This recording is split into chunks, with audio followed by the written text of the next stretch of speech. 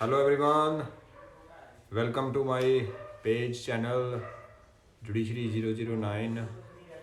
तो आज अपने एविडेंस एक्ट के जो आगे वाले सेक्शन है 118 से लेके आगे जो भी है वो देखते हैं। अब सेक्शन 118 अगर देखोगे तो वहाँ की वर्डिंग अगर देखोगे तो वहाँ पे एक वर्ड है हु मे टेस्टिफाई। इसका मतलब है कि एविडेंस जो भी विटनेस देने आएगा सबसे पहले कोर्ट उसको टेस्टिफाई करेगा कि क्या इसकी कॉम्पिटेंसी है, विटनेस एज अ विटनेस इसको एग्जामिन किया जा सकता है।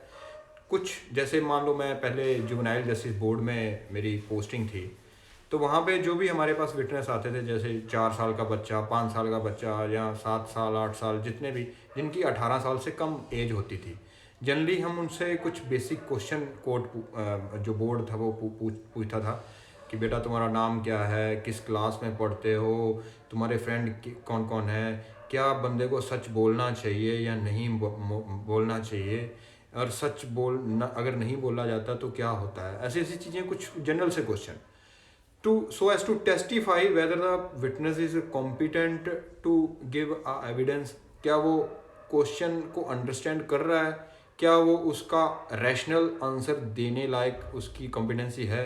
अगर ऐसा है तो वो सारे विटनेस टेस्टिफाई हो सकते हैं, दिक्कत नहीं है। इवन दो कि वो टेंडर एज के हैं। टेंडर एज का मतलब यहाँ पे ये होता है कि जो बंदे जैसे अगर देखोगे तो हाईली इमोशनल होते हैं, कई बार वो एज के कारण भी हो सकते हैं, जो ज़्यादा बुजुर्ग हो सकते हैं, ज़्यादा छोटे बच्चे हो सकते हैं।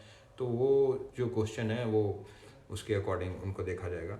और इसमें कहा गया है कि extreme old age, disease body और माइंड का और other cause of same kind, अगर ऐसी वाले जो हैं तो कोर्ट जनरली उनसे क्वेश्चन पूछते हैं पहले, विटनेस एज अ विटनेस उसको एग्जामिन करने से पहले कि उसकी इनकी कॉम्पिटेंसी को चेक किया जाता है। Competency here means it does not mean that कि वो बंदे कुछ पता है या नहीं पता है। अगर उनको विटनेस बना रखा है तो कॉम्पिटेंसी हेयर मीन्स कि क्या वो रैशनल आंसर दे रहे हैं जो उनको क्वेश्चन बेसिक किए जाते हैं। तो अगर ऐसा है तो वो सारे फैक्ट्स भी बता सकते हैं। तो सेक्शन 118 इसी बात के ऊपर है। और इसमें ये कहा भी कि लुनेटिक जो होते हैं बंदे, लुनेटिक भी कॉम्पिटेंट विटनेस हो सकते हैं अगर वो उस टाइम पे उनको अगर क्वेश्चन किए जाते हैं कोर्ट के द्वारा और वो उनके आंसर जो है वो रीजनेबल आंसर, रैशनल आंसर देने लायक है। कई बार लूसिड इंटरवल में जो लुनेटिक होते हैं, लूसिड इंटरवल का मतलब जो लंबे समय से तो मतलब इडियट हैं, मतलब लंबे समय से वो इंसेन है, पागल है, लेकिन कुछ टाइम में ऐसा होता है जब वो लूसिड इंटरवल में होते हैं, वो उनकी जो मेंटल लेवल होता है वो अच्छा होता है, वो रीजनेबल आंसर देने की क्षमता रखते हैं, क्वेश्चन को अंडरस्टैंड करते हैं। तो अगर उस टाइम पे अगर उनको एग्जामिन किया जाता है तो वो अगर आंसर ठीक कर रहे हैं तो वो एक अच्छे विटनेस हो सकते हैं। तो जनरली 118 सेक्शन इसी बात के ऊपर करता है कि कोर्ट जब पहले कोई भी विटनेस जो है एविडेंस दे सकता है अगर उनको कोई भी फैक्ट के बारे में पता है, लेकिन हाँ उनकी उसकी कॉम्पिटेंसी है वो हमेशा कोर्ट चेक कर सकता है। तो 118 यहाँ ख़त्म होता है। उसके बाद आता है 119।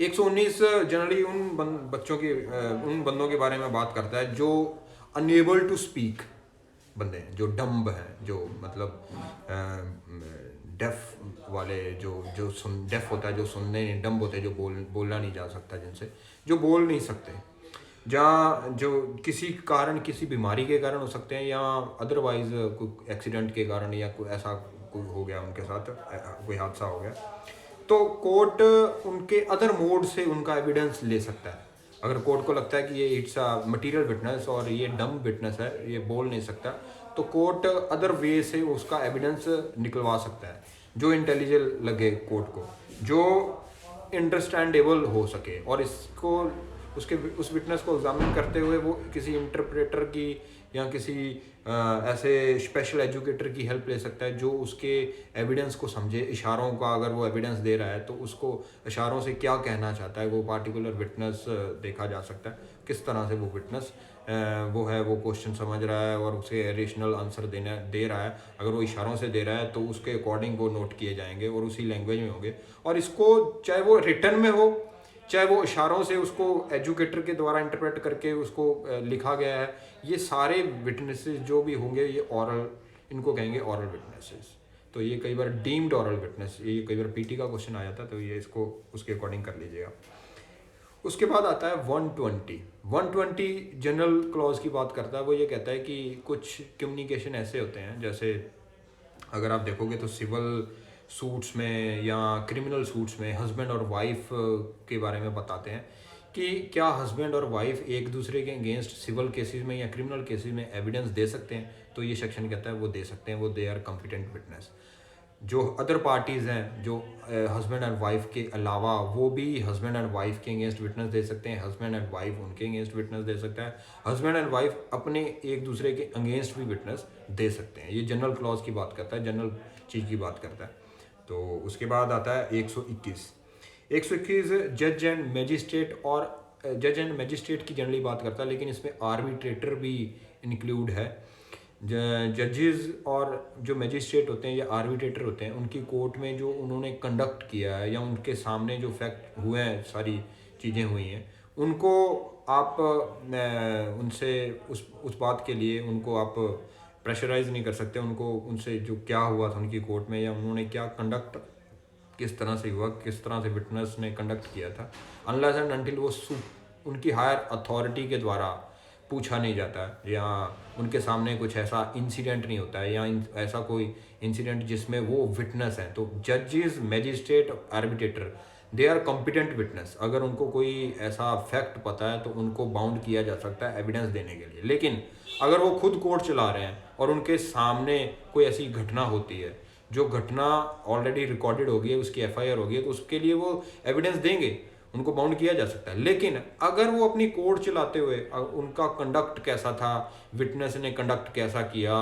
वहाँ पे जो है एडवोकेट्स ने कंडक्ट कैसा किया, तो इस सब को जो है आप मैजिस्ट्रेट और उसको जज को या आर्बिट्रेटर को बाउंड नहीं कर सकते कि वो विटनेस बने उस चीज़ का, वो उसकी चीज़ को बताए किसी के सामने, अनलेस एंड अनटिल वो हायर अथॉरिटी के द्वारा उसको बुलाया जाए। तो उसके लिए वो बाध्य है, वो जाना पड़ेगा, उसको अपना कंडक्ट के बारे में बताना पड़ेगा।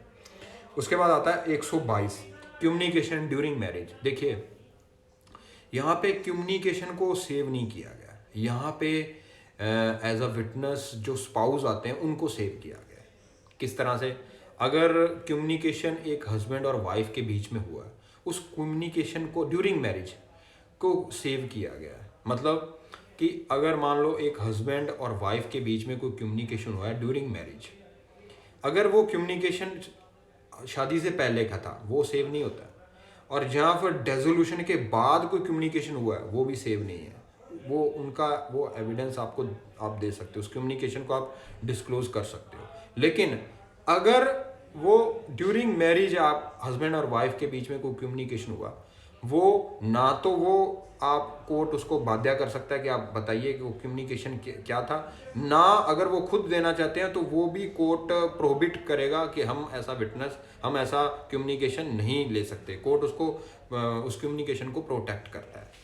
तो जनरली ये विटनेस, वो स्पाउस जो विटनेस है उसको कोर्ट में आने ना दिया जाए, उसको सेव किया जाता है कि उसको आने की ज़रूरत नहीं है। लेकिन एक कम्युनिकेशन को सेव नहीं किया जाता, उसका कारण है जैसे मान लो ड्यूरिंग मैरिज एक हस्बैंड ने वाइफ के साथ ऐसा कम्युनिकेशन किया लेटर के साथ, उस लेटर को पढ़ लिया किसी थर्ड पर्सन ने, तो वो थर्ड पर्सन उस कम्युनिकेशन का एविडेंस दे सकता है। लेकिन अगर वो कम्युनिकेशन हस्बैंड और वाइफ को लेटर के द्वारा हुआ और वाइफ के पास वो कम्युनिकेशन पहुंचा, तो वाइफ को आप बाध्य नहीं कर सकते एज अ विटनेस, क्योंकि वो स्पाउस है, एज अ विटनेस आप कोर्ट में आइए और उस कम्युनिकेशन को बताइए। तो कम्युनिकेशन को सेव नहीं किया जाता, ये स्पाउस को सेव किया जाता है to become a competent witness for purpose of disclosing that communication. तो इस तरह से इसको देखना है। और अगर देखोगे तो ये प्रिंसिपल ऑफ हाई इम्पोर्ट की बात करता है। अब 122 से लेके 129 तक प्रिविलेज कम्युनिकेशन की बात होती है। तो प्रिविलेज कम्युनिकेशन दो चीज़ों के ऊपर निर्भर करते हैं। पहला, it's a matter of public policy, और दूसरा it's a interest of state to be, जो है स्टेट का इंटरेस्ट है वो हमेशा सुप्रीम रहता है। उसमें जो है जो जो नीचे वाले जो आपके इंटरेस्ट हैं वो सारे उसके अंदर रहेंगे, तो स्टेट के इंटरेस्ट हमेशा सुप्रीम रहते हैं। तो ये कम्युनिकेशन यहाँ पे हस्बैंड और वाइफ के बारे में जो है चीज़ बताइए, ये इस प्रिंसिपल के ऊपर डिपेंड करती है कि जो हाई जो प्रिंसिपल ऑफ हाई इम्पोर्ट, मतलब ये ऐसे कम्युनिकेशन होते हैं जो एक परिवार को तोड़ या जोड़ सकते हैं। तो उसमें किसी चीज़ के बारे में या किसी का दखल अंदाजी ना हो तो अच्छी बात है, तो इस पे ये चीज़ें की जाती हैं। और लेकिन अगर मान लो इस पे 3-4 एक्सेप्शन है जहाँ पे वो कम्युनिकेशन है वो डिस्क्लोज किया जा सकता है। जिस बंदे ने कम्युनिकेशन किया, जैसे हस्बैंड ने कम्युनिकेशन किया है वाइफ के साथ, तो वाइफ अगर उसको डिस्क्लोज करना चाहती है तो उसको अपने हस्बैंड के से कंसेंट लेनी पड़ेगी उसको बताने के लिए, या इसके लीगल रिप्रेजेंटेटिव से लेनी पड़ेगी हेल्प, उसकी कंसेंट लेनी पड़ेगी। या यहाँ पे हस्बैंड वाइफ के अगेंस्ट केस कर रहा है, उसमें भी वो कम्युनिकेशन आप जो है वो डिस्क्लोज कर सकते हो, या फिर उसकी कंसेंट के साथ, या जो हस्बैंड और वाइफ की प्रोसीडिंग इसके अगेंस्ट है, और या फिर एक आपस में दोनों की है, या वो एक साइड पे दोनों पार्टीज हैं। तो इस स्टेजेस पे आप कम्युनिकेशन वो उनसे ले सकते हो, उनको बता सकते हो। उसके बाद आता है सेक्शन 123 बात करता है evidence as to affairs of a state. तो इसको हमेशा 162 इंडियन एविडेंस एक्ट के साथ पढ़ेंगे। 123 में ये अनपब्लिश्ड डॉक्यूमेंट्स की बात होती है जो स्टेट अफेयर से रिलेटेड होते हैं, उनके रिगार्डिंग कोई भी बंदा एविडेंस नहीं दे सकता, और ना किसी को बाध्य किया जा सकता है कि उस अनपब्लिश्ड डॉक्यूमेंट को लेके आइए, अनलेस एंड अनटिल वो उसकी कंसेंट हेड ऑफ डिपार्टमेंट, वो फर्दर हेड ऑफ डिपार्टमेंट नहीं देता, या वो उसका सेक्रेटरी उस डिपार्टमेंट का नहीं देता, या वो मिनिस्टर उसका डिपार्टमेंट का नहीं देता वो कंसेंट कि इसको डिस्क्लोज किया जा सकता है। अनपब्लिश्ड डॉक्यूमेंट्स को जो है उसका एविडेंस इसलिए रोका गया है क्योंकि कई बार उसमें सीक्रेट कोई ऐसी चीज़ होती हैं जो पब्लिक इंटरेस्ट के अगेंस्ट हो सकती हैं। तो 162 में अब जाके कोर्ट फिर भी जो है कंसर्न्ड जो पार्टी को कह सकता है कि आप वो डॉक्यूमेंट लेके आइए, और कोर्ट उसको खुद देखते हुए उसको इंटरप्रेट कर सकता है क्या ये अनपब्लिश्ड डॉक्यूमेंट है। अगर ऐसा है तो वो दूसरी पार्टी को डिस्क्लोज नहीं किया जा सकता।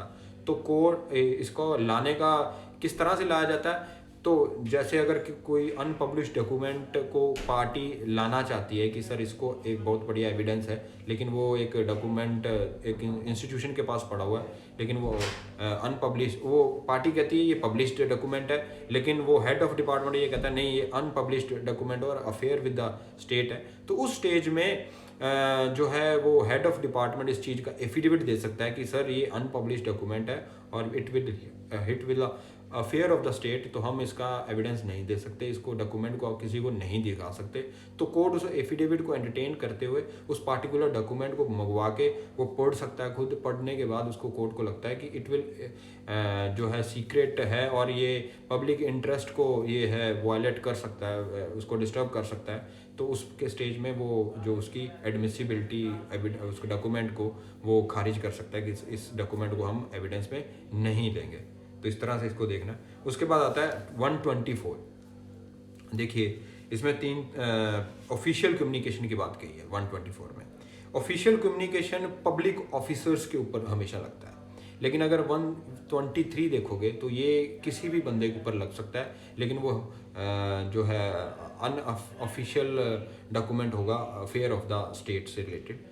तो वहाँ पे कोई भी बंदा एविडेंस के लिए कह सकता है सर ये एविडेंस इस डॉक्यूमेंट का आना चाहिए, लेकिन कोर्ट उसको देखेगा 162 में और उसके अकॉर्डिंग उसकी जो है एडमिसिबिलिटी देखेगा कि इसको लाना चाहिए या नहीं लाना चाहिए।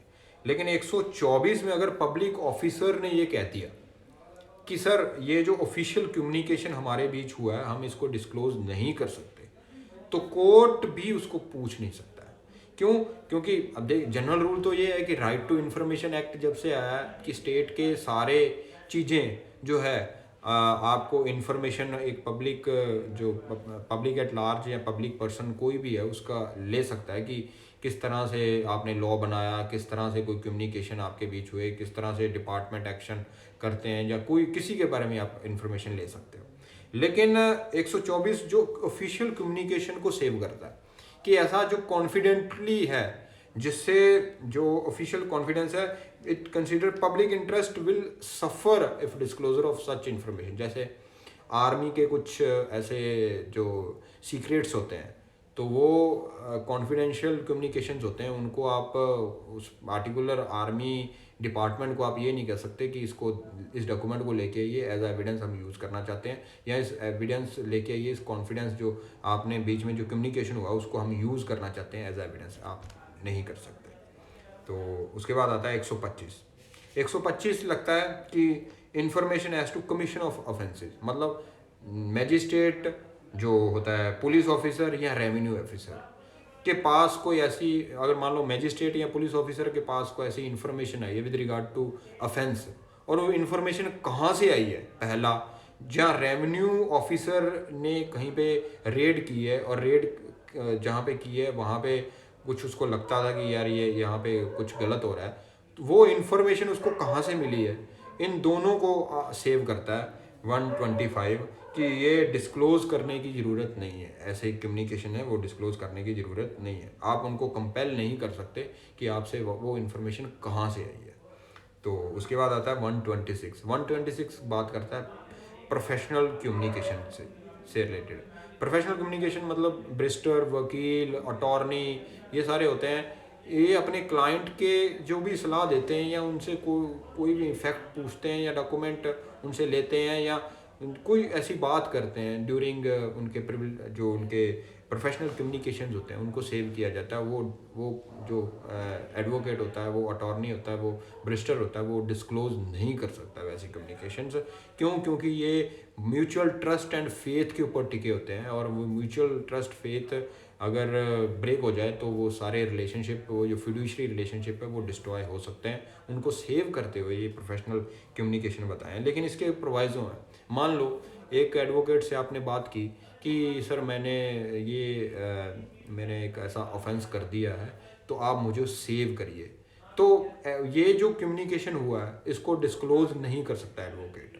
लेकिन अगर आप एक एडवोकेट के पास या ब्रिस्टर या अटॉर्नी के पास जाते हो कि हमने तो फलानी प्रॉपर्टी के ऊपर कब्जा करना है, मेरे को ढंग बताइए किस तरह से उसको कब्जा करना है, या एक ऐसा डॉक्यूमेंट है जिसको हम फॉर्ज्ड करना चाहते हैं, किस तरह से फॉर्ज्ड किया जा सकता है, किस तरह से हम बच सकते हैं, तो ऐसे कम्युनिकेशन सेव नहीं किए जा सकते, क्योंकि ये कॉन्स्पिरेसी का पार्ट हो सकता है। उसमें एडवोकेट या अटॉर्नी या ब्रिस्टर भी उसमें क्रिमिनल कॉन्स्पिरेसी का पार्ट हो सकता है, तो ऐसे ही कम्युनिकेशन नहीं सेव किए जाते। तो ऐसे ही जो है आपने जो प्रोवाइजो 2 दिए गए उसी से रिलेटेड है। उसके बाद आता है 127 में 126 से रिलेटेड इंटरप्रेटर जो क्लर्क होते हैं या सर्वेंट होते हैं उसी ऑफिस में जहाँ पे प्रोफेशनल कम्युनिकेशन आपके वकील, अटॉर्नी, बैरिस्टर्स के साथ हुए, वहाँ पे वो काम कर रहे थे, क्लर्क, सर्वेंट या इंटरप्रेटर, जिन्होंने वो कम्युनिकेशन सुने हैं, तो उनके ऊपर भी 126 का प्रिंसिपल लगता है। 127 ये बात कहता है। उसके बाद आता है 128 privileged not waived by voluntary evidence. एक पार्टी ने कम्युनिकेशन दूसरी से किया और वो खुद ही इसका एविडेंस देना चाहता है, तो इसका मतलब ये नहीं कि उसने दूसरी पार्टी को कंसेंट देती है कि आप इसका एविडेंस दे सकते हो। जैसे अगर इसकी सेक्शन वो पढ़ोगे, if any party to the suit gives evidence therein at his own instance or otherwise he shall not be deemed to have consented thereby to such disclosure as is mentioned in 127। वो खुद अगर ऐसा witness दे रहा है कि sir मैंने अपने वकील से ये बात की थी, मैंने अपने अटॉर्नी से ये बात की थी, मैंने अपने बैरिस्टर से ये बात की थी, इसका मतलब ये नहीं है कि अटॉर्नी, वकील, बैरिस्टर भी उसका एविडेंस दे सकता है उस कम्युनिकेशन का, ऐसा नहीं है।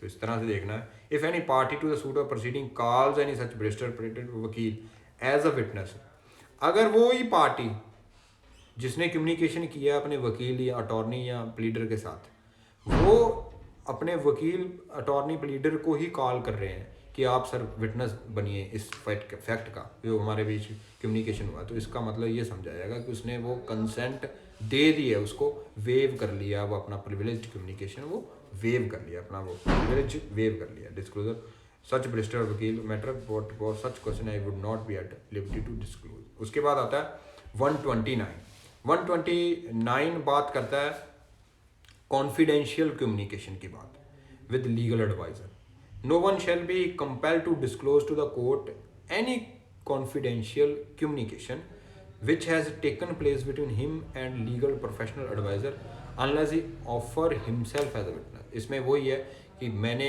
अपने वकील के साथ लीगल एडवाइज़र के साथ एक कम्युनिकेशन किया, अब मैं खुद ही विटनेस बन के आ रहा हूँ और जो बातें हमारे लीगल एडवाइज़र के साथ हुई है उन्हीं को डिस्क्लोज कर रहा हूँ। तो उसके बाद ये कह रहा है इन सच केस ही में बी कंपेल्ड। अब दूसरी पार्टी को भी कंपेल किया जा सकता है कि वो विटनेस उस चीज़ का दे जो आपने बीच में जो कम्युनिकेशन हुआ है। And such communication as may appear to the necessary to known in order to explain any evidence which is given, but सिर्फ इसी पर्पज़ के लिए कि जो मैंने आपने अटॉर्नी लीगल एडवाइज़र से बातें हुई थी उनको एक्सप्लेन करने के लिए कि एक्चुअल में वो किस सर्कमस्टेंसेस में बातें हुई हैं और वो बातें करने का कारण क्या था।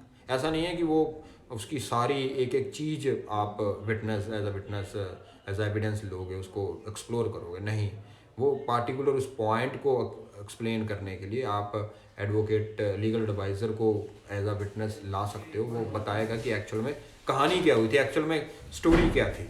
उसके बाद आता है 130 section, production of title deeds of a witness not a party. अब देखिए, जो तो पार्टीज होती हैं सूट्स से रिलेटेड, एक प्लेंटिव होता है, डिफेंडेंट होता है, वो टाइटल डीड्स किसी भी डॉक्यूमेंट के ला सकते हैं एज अ विटनेस बन के, उनको पेश कर सकते हैं एज अ डॉक्यूमेंट, अगर उनको लगता है कि वो रेलिवेंट है अपने केस को प्रूव करने के लिए या डिसप्रूव करने के लिए। लेकिन अगर टाइटल डीड कोई ऐसे बंदे से आप लाना चाहते हो जो पार्टी नहीं है सूट का, और वो टाइटल डीड इस तरह का है कि उस टाइटल डीड को आप पहले तो उसको कंपेल नहीं कर सकते वो टाइटल डीड लाने के लिए, पहली जो बात। दूसरा, अगर वो टाइटल डीड ऐसा है कि ऐसा डॉक्यूमेंट है by virtue of which he is becoming a प्लेजी और मॉर्टगेजी, तो उसमें भी आप उसको कंपेल नहीं कर सकते कि ऐसा डॉक्यूमेंट लेके आओ। तो हो गया। तीसरा, ऐसा डॉक्यूमेंट है जिससे वो बंदे को खुद को आप क्रिमिनेट कर सकते हो, मतलब उसके अगेंस्ट वो सूट फाइल हो सकता है, क्योंकि उस डॉक्यूमेंट में ऐसी चीज़ें हैं जो उसी विटनेस को, जो पार्टी नहीं है सूट का, वो उसके अगेंस्ट जाता है। तो ये सारे जो डॉक्यूमेंट है आप कंपेल नहीं कर सकते उसके ऊपर कि आप ये लेके आए। तो इस वजह से ये सेक्शन बनाया गया है। उसके बाद आता है 131। अब देखिए 131 इज एक्सटेंशन ऑफ 130। किस तरह से? 131 अगर पढ़ोगे उसमें प्रोडक्शन ऑफ अ डॉक्यूमेंट और electronic records which another person having a possession could refuse to produce. अब देखिए, पर्सन जो इंटाइटल्ड है रिफ्यूज करने के लिए, अब कौन बंदा इंटाइटल होता है रिफ्यूज करने के लिए? ये जो ऑब्जेक्शंस होती हैं वो कोर्ट सुनेगा। कोर्ट पार्टिकुलर सेक्शन में जाके या पार्टिकुलर लॉ में जाके ये देखेगा कि ये जो आपकी ऑब्जेक्शन आप कर रहे हो कि आप रिफ्यूज़ कर सकते हो इस डॉक्यूमेंट को लाने का, तो ये सारी जो ऑब्जेक्शन है वो सेक्शन 164 के साथ पढ़ोगे आप कि वो अगर कोई बंदा ऐसा एविडेंस नहीं ला सकता, तो वो जो पार्टिकुलर पार्टी है, जो अगर मान लो, मैं आपको एक एग्जांपल देता हूँ, मैंने सेकेंडरी एविडेंस को समझाने एक दी थी। जैसे एक पार्टी है, वो उसको पता है कि प्राइमरी एविडेंस है वो दूसरी पार्टी के पास है, जिसको वो एविडेंस में जिसको वो एक ऐसा डॉक्यूमेंट है जो दूसरी पार्टी के पास है और मैं उसको एविडेंस में लाना चाहता हूँ, लेकिन दूसरी पार्टी के पास है तो मैं कैसे लाऊंगा? मैं पहले उसको नोटिस दूंगा 66 सेक्शन में, लेकिन वो नहीं लेके आ रहा। अब मैं उसका सेकेंडरी दे सकता हूँ। क्यों? क्योंकि वो प्राइमरी तो उसके पास है, वो दे नहीं रहा। सेकेंडरी एविडेंस मैं लेके आया हूँ। अब वो पार्टी उसका प्राइमरी देना चाहती है, तो क्या वो दे सकती है? 164 उसको मना कर देगा, नहीं दे सकता, अनलेस एंड अनटिल वो उसमें मैं कंसेंट नहीं देता या कोर्ट कंसेंट नहीं देता। तो उसी बात के लिए 131 इसी बात की बात करता है। ये कहता है no one shall be compelled to produce documents in his possession or electronic or under his control which any other person would be entitled to refuse to produce it if they were in his possession or control unless such last mentioned person consent to the production। अब ये वही document की बात होती है, court इसकी objection सुनेगा और कोर्ट को लगता है कि ऐसे डॉक्यूमेंट नहीं आने चाहिए या ये इसकी जो आप कह रहे हो ये सही है, तो वो एविडेंस में आप नहीं ला सकते। उसके बाद आता है 132। सीधी सीधी बात करता है कि एज अ विटनेस अगर आपको एग्जामिन कोर्ट कर रहा है तो कोर्ट आपको बाउंड कर सकता है, भाई साहब आप इसके क्वेश्चंस के आंसर करिए। लेकिन अगर वो आंसर करने से वो बंदा खुद फंस सकता है या वो आंसर करने से वो खुद उसको उसका जो है प्रॉपर्टी सीज हो सकती है या उसको पेनल्टी पड़ सकती है, तो ऐसे आंसर भी वो उसको करने पड़ेंगे। लेकिन उसकी को आपको अब सजा उस पेनल्टी या फॉरफीचर ऑफ प्रॉपर्टी से बच जाओगे। लेकिन अगर आपने गलत जवाब दिया, मतलब झूठ बोला, तो आपके ऊपर पर्जरी का चार्ज लगाया जा सकता है, फॉल्स एविडेंस का चार्ज लगाया जा सकता है। तो इसी यही बात कहता है इसको। उसके बाद मैंने 133 आपको करवा दिया था। उसके बाद आता है 134 नंबर ऑफ विटनेसेस। ये बात करता है कि quality of witness is more necessary than quantity. तो एक फैक्ट को प्रूव किस तरह से किया जा सकता है, आप उसके लिए 10, 12, 15, 20, 25 एविडेंस ला सकते हो, लेकिन कोर्ट तय करेगा कि अगर कोर्ट को लगता है कि एक फैक्ट एक डॉक्यूमेंट से प्रूव किया जा सकता है तो 10 लाने की जरूरत क्या है, क्योंकि अगर 10 लेके आओगे तो दूसरी पार्टी क्रॉस भी करेगी, तो हो सकता है वो आपका जो जो जो आप फैक्ट प्रूव करना चाहते हो वो आप प्रूव ही ना कर पाओ। इसीलिए मान लीजिए कई बार कोर्ट में मेरी भी ड्यूटी लगती है, तो उसमें कई ऐसे पुलिस विटनेस होते हैं, तो पुलिस विटनेस एक ही फैक्ट को प्रूव कर रहे होते हैं कि ये वहाँ पे था, इसने हमने देखा, हमारी प्रेजेंस में सारी चीज़ें हुई, ये उधर से आ रहा था, ये रैश ट्रैवलिंग कर रहा था। उसके लिए 4 विटनेस है मान लो एक ही फैक्ट के लिए, तो हमें 4 विटनेस को एग्जामिन करने की ज़रूरत क्या है, क्योंकि हमारे अगेंस्ट जा सकते हैं। कैसे हो सकता है उसमें एक आधा हॉस्टाइल हो जाए, या हो सकता है एक आधा दूसरे से कॉर्पोरेशन ना हो पाए, तो कॉर्पोरेशन होनी चाहिए जरूरी होती है। तो इस तरह से अगर आपको एक क्वालिटी विटनेस है आपके पास तो उसको एग्जामिन करिए, बाकियों को आपको इतने ज़्यादा उस फैक्ट को प्रूव करने के लिए बाकी ज़्यादा विटनेस की ज़रूरत नहीं है। तो अगर इसको देखोगे 134 को, no particular number of witnesses shall in any case be required to prove any fact. तो ये छोटी सी बात करता है, ये बात की क्वालिटी मैटर करती है विटनेस की, क्वांटिटी मैटर नहीं करती है। तो इस तरह से 134 सेक्शन तक हो चुके हैं, बाकी अपने अगली क्लास में करेंगे कि आगे वाले सेक्शन 135 से लेके आगे वाले सेक्शन। तो तब तक के लिए थैंक यू सो मच और पढ़ते रहिए। Good night, bye bye.